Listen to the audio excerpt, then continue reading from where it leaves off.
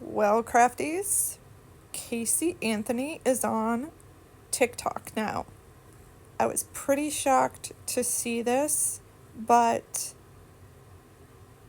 I kind of figured something like this would be coming eventually, but it will be interesting to see how this unfolds.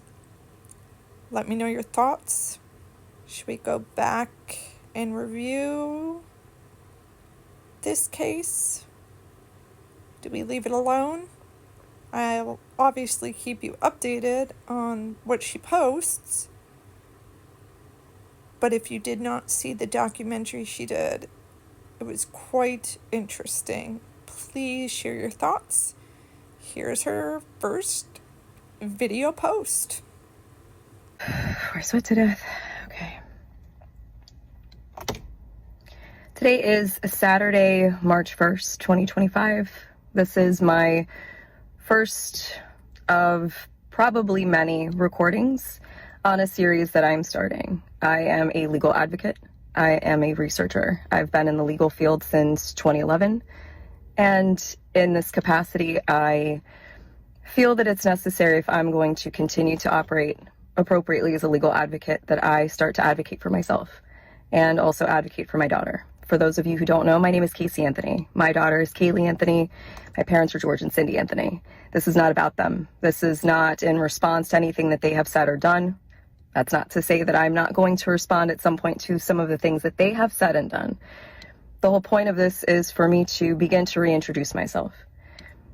I'm doing this both personally for me, but in a professional capacity. Moving forward, the majority of what you will see will be me speaking in a professional capacity. My goal is to continue to help give a voice to people, to give people tools and resources that they can utilize so they actually know where they can turn to. So with that, please join me on Substack.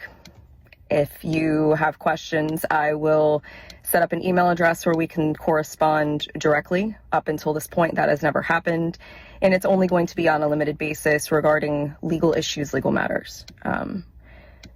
One of the main reasons that I'm doing this, there are people close to me who have been targeted and attacked recently. There are also people close to me who have had some recent things occur, and when necessary, people needed to step up, myself included. So as a proponent for the LGBTQ community, for our legal community, women's rights, I feel that it's important that I use this platform that was thrust upon me and now look at as a blessing as opposed to the curse that it has been since 2008.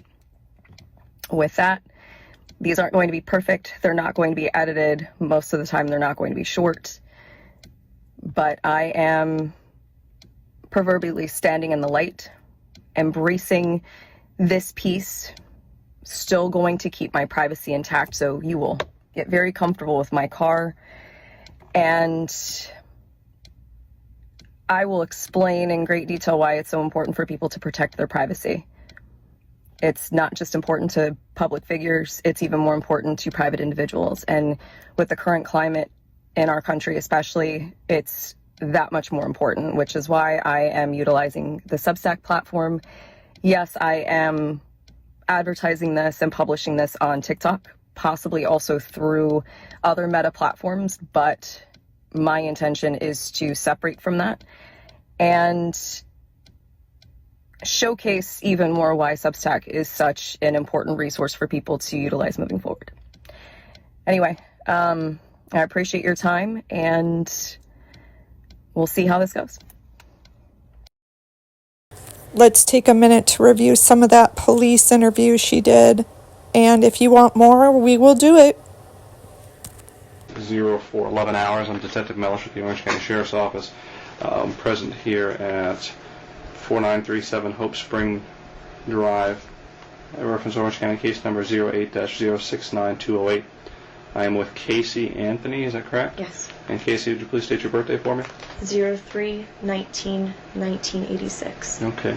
Casey, you understand this is being recorded? Yes. You have any objection to that? No. All right.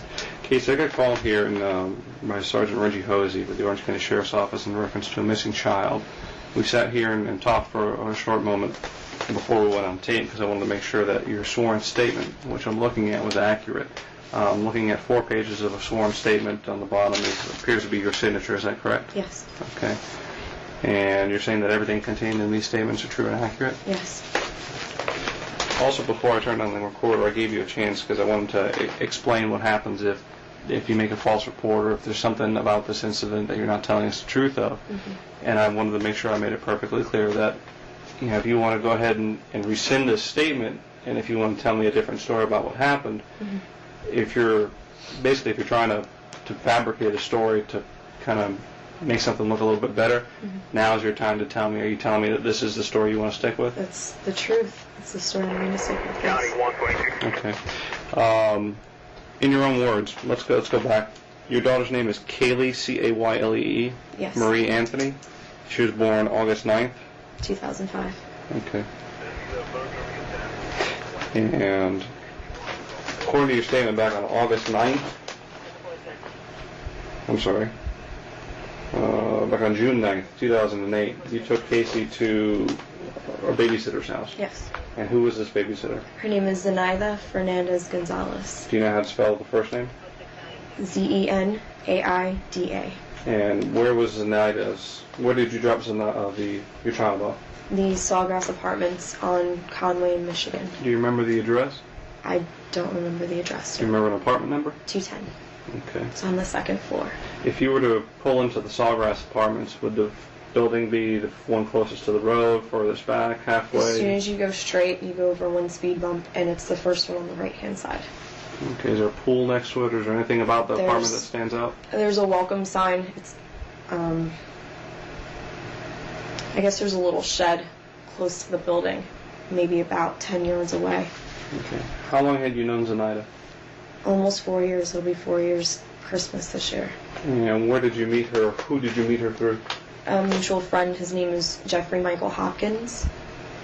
I met him at Nickelodeon at Universal, and I met her through him. She was his son's nanny at the time. Does Jeffrey still work at Universal? No, he does not. How long has it been since he left? About 9-10 months, give or take. He moved back to Jacksonville? He moved up to North Carolina for a short time and moved down to Jacksonville within the last 3 months. When was the last time you spoke with him? About a week and a half ago. Okay. Do you know a telephone number for him? I can find a number for him. I don't know a number offhand. No, I do not. You mentioned something before we went on tape about your cell phones. Yes. I have 2 phones. I just received a new phone through work, through Universal. The phone won't keep charged, so I use my old phone that I actually had gotten, again, through Universal for work. Okay. Did you lose a phone? Yes. Was it your personal phone? It was my personal phone, but I also use it for business. Okay. What's the number for the phone that you lost? It's Did the you same keep number. that same number? Yes, it's You still just the lost same the number. phone. I just lost the phone.